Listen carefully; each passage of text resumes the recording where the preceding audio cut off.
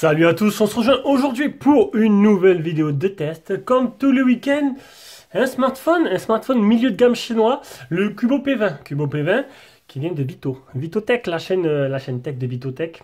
Donc merci à lui de me l'avoir vendu. Et du coup, voilà, donc je le teste et de suite derrière, il est vendu aux tipeurs qui sont sur Tipeee. D'ailleurs, ça a bien augmenté.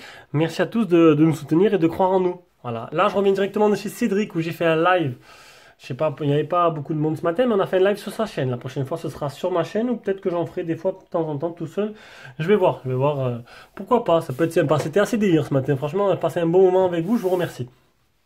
Donc, je vous rappelle que si vous aimez nos vidéos, vous voulez continuer à en faire, il faut nous soutenir parce que c'est pas notre travail, c'est notre passion. Et donc du coup, voilà, un petit pouce bleu pour ceux qui veulent.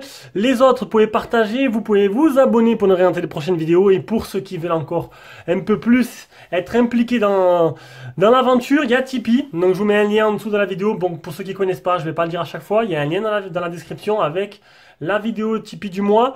Donc une tombola par mois, ce mois-ci, c'est le casque Xiaomi qui fait 50 boules avec le trépied canne Xiaomi télescopique, super bien.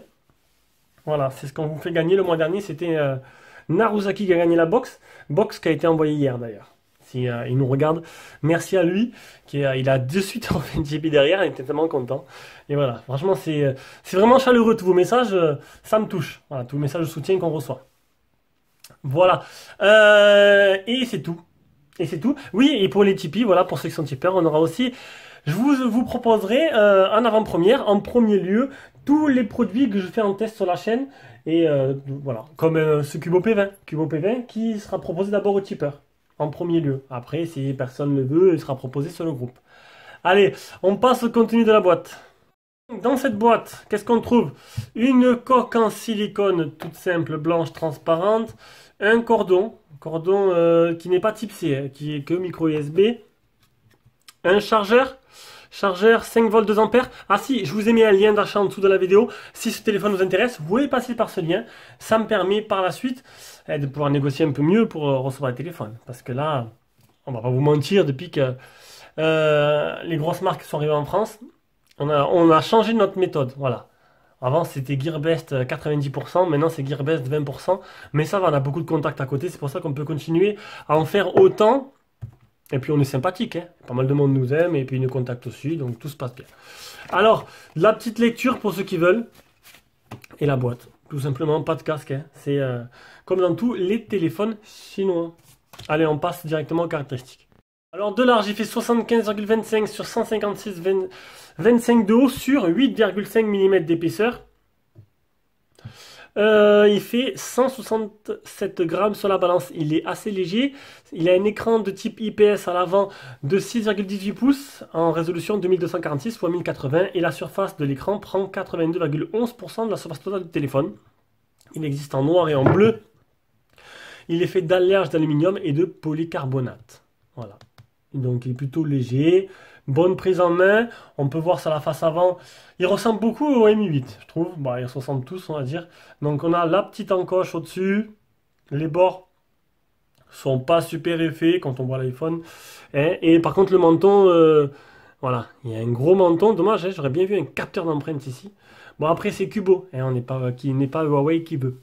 Allez, on continue en dessous, on a le haut-parleur, le port de rechargement. Sur le côté, on a le tiroir SIM. Alors, le tiroir SIM qu'il faut ouvrir avec le petit trombone ou le kikou qui est donné avec. Parce que mon truc que j'ai générique, ça n'est pas assez profond. On tape pas au fond en fait. Donc du coup, on peut pas le tirer le tiroir. Hop. Avec une nano SIM ou deux nano SIM ou une nano SIM, une carte SD. Donc je suis chez SFR.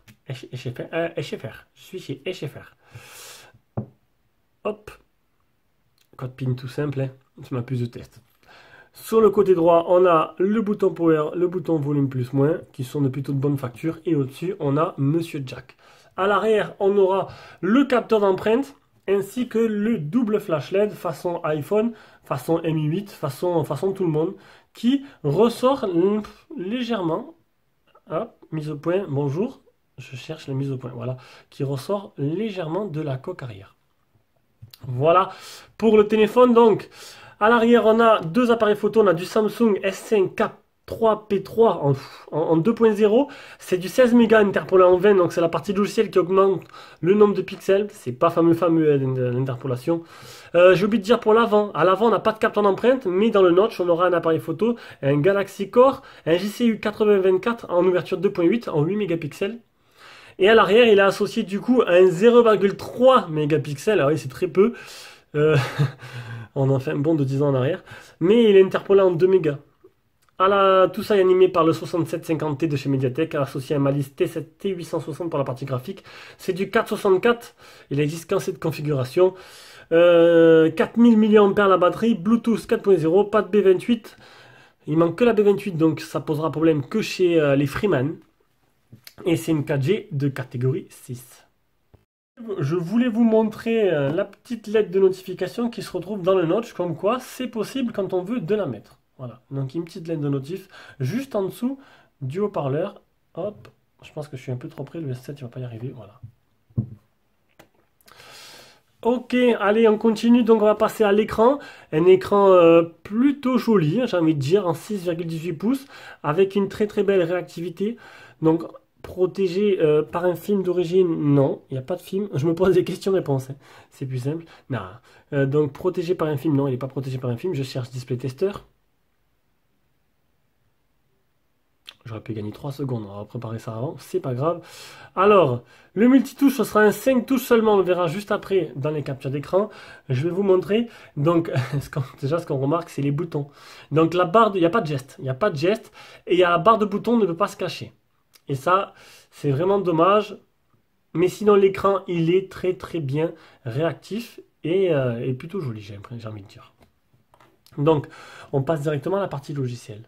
Partie logicielle. Donc, comme d'hab, en ce moment, les Chinois s'embêtent plus trop à faire de surcouches. Ils mettent tout simplement la ROM Google. L'interface, excusez-moi. L'interface Google dedans, donc toute simple. Sur le côté gauche, on aura normalement, si ça va bien charger, toutes sortes d'informations qui sont liées un peu à vos recherches. Donc voilà, bon, voilà, c'est lié à mes recherches. Normalement, le 6T, on devrait le faire. Le Mix 3, on devrait le faire. Et le Z5 Pro, je prends le mois prochain. Maintenant, c'est une supposition. Si tout va bien. Voilà, si tout va bien, ça devrait se passer comme ça. Donc, le launcher Google, tout le monde connaît. Il est très fluide. Sur ce téléphone, il est très fluide. Sur d'autres aussi. Donc, très bien. Il n'y a pas de fioriture. Il n'y a rien en plus. J'ai rajouté juste le truc pour protéger les yeux le soir. Il n'y est pas. Voilà. C'est tout ce que je peux vous dire. Donc, niveau logiciel, ça tourne très bien, c'est bien optimisé.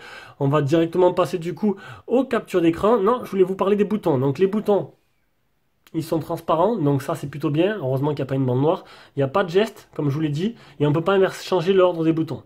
Ça, c'est vraiment dommage. Mais ils se font de bien dans le décor, j'ai envie de dire. Alors, je ne suis pas sponsorisé par Adidas. Avant qu'il y en ait Alors, il y en a, ils m'ont dit, oh, tu fais du placement de produits par Adidas. Non, mais rigole, quoi. Oh, j'ai 17 000 abonnés, je suis monsieur tout le monde. Voilà, Adidas, ils n'ont pas contacté moi, sérieusement, quoi. Surtout que, voilà, c'est ça qui est marrant. Allez, on va faire un peu les captures d'écran. Allez, au niveau des captures d'écran, donc, les Geekbench. Premier Geekbench. Deuxième Geekbench. 55 285 pour le Antutu. Le test de stress, il a chauffé jusqu'à 39 degrés, ce qui est plutôt pas mal. Hein. C'est pas, bon, ça n'a pas dépassé les 40. La batterie qui est donnée pour 4000 mAh, j'ai mesuré presque à 4004. Ils ont mis un peu de rab, ça c'est plutôt sympa. L'écran c'est un 5 touches. Le test PC Mark 3131. Le deuxième Geekbench. Non, ça c'est le Geekbench batterie 2373. Ça inaugure pas une autonomie extraordinaire, vous le verrez après. Donc il est bien certifié Google, mais en L3 comme le Pocophone. Donc du coup, Molotov, Netflix, tout ce qui est Amazon, vidéo, etc. Ce sera pas en HD.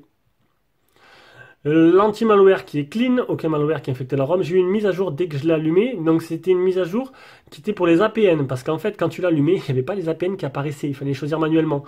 Et ça, si on ne connaît pas, on galère. Heureusement que la mise à jour a réglé ce problème-là. Le SD Bench avec la vitesse d'écriture et de lecture de la RAM et de la mémoire interne. Donc ma canal marche très bien. Le GPS test qui marche très bien. 4 mètres de marge, 10 fixés sur 20.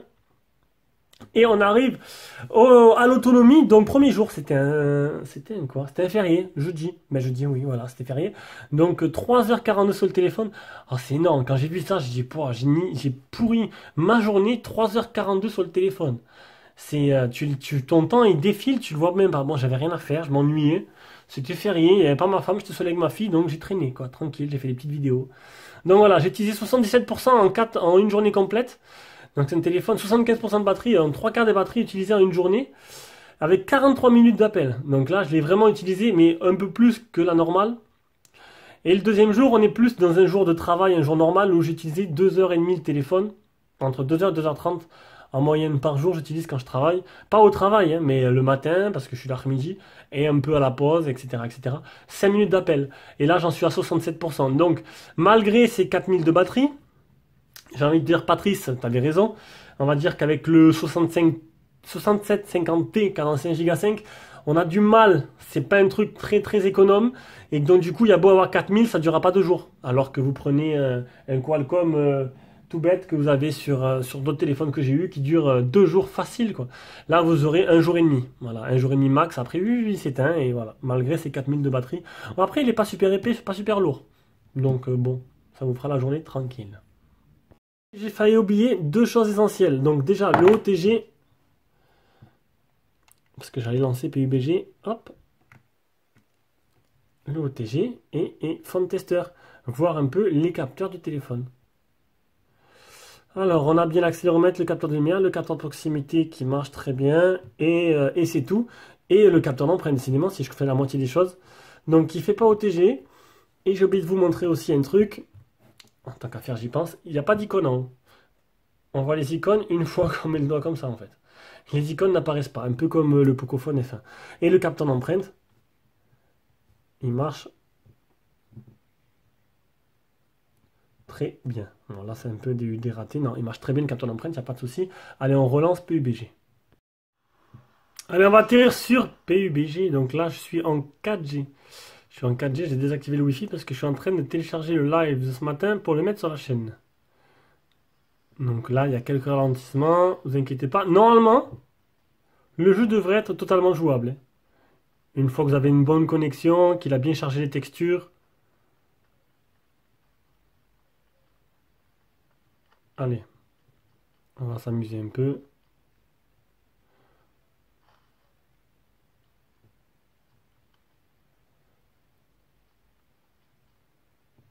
Voilà, donc pour ceux qui vont me demander Fortnite, je sais pas. Voilà, je prends pas le. Je teste PUBG parce qu'il est sur le Play Store, parce que c'est plus simple pour nous. Je peux pas tester tous les jeux, donc, mais bon, si PUBG tourne alors qu'il est gourmand, Fortnite, logiquement, il devrait tourner aussi. Bon, il n'y a personne. En plus, de toute façon, j'ai pas d'armes, je sais pas où je vais comme ça. Bon, voilà, ça tourne très bien, c'est fluide.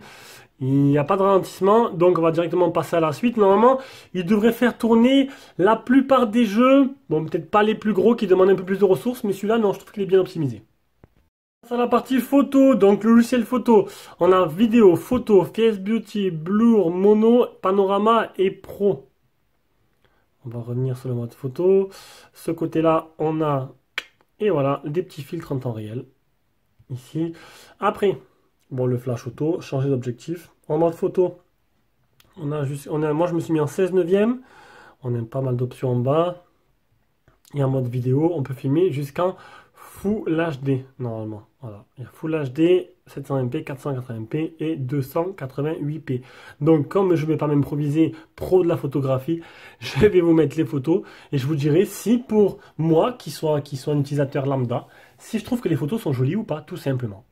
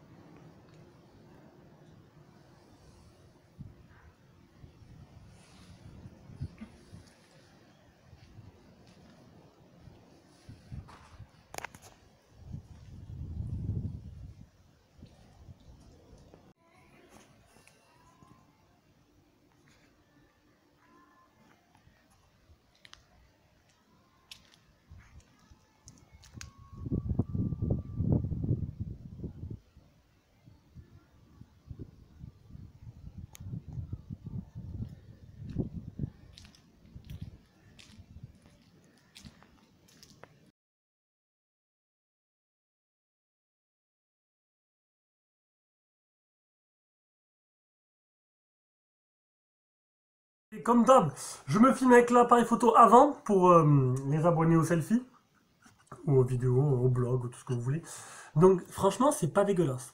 Alors, il faut prendre en compte que c'est un téléphone qui est un téléphone milieu de gamme, qui est pas trop cher.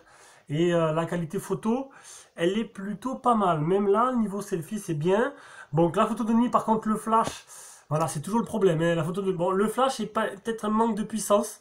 Et sinon, la photo de nuit, bon, voilà, c'est comme tous les téléphones, c'est pas exceptionnel. Mais sinon, dans de bonnes conditions, c'est plutôt joli. Sur l'écran du téléphone, c'est plutôt très joli. Donc ça va. Je suis plutôt convaincu pour la partie photo. On passe à la partie audio et audio tout simplement. Donc la qualité de communication, étant donné que j'ai quand même appelé plus de 50 minutes avec en 2 jours, c'est énorme pour moi, hein. Franchement c'est plus Messenger qu'appel. Elle est bonne là-dessus, il n'y a pas de problème. On va maintenant écouter le son.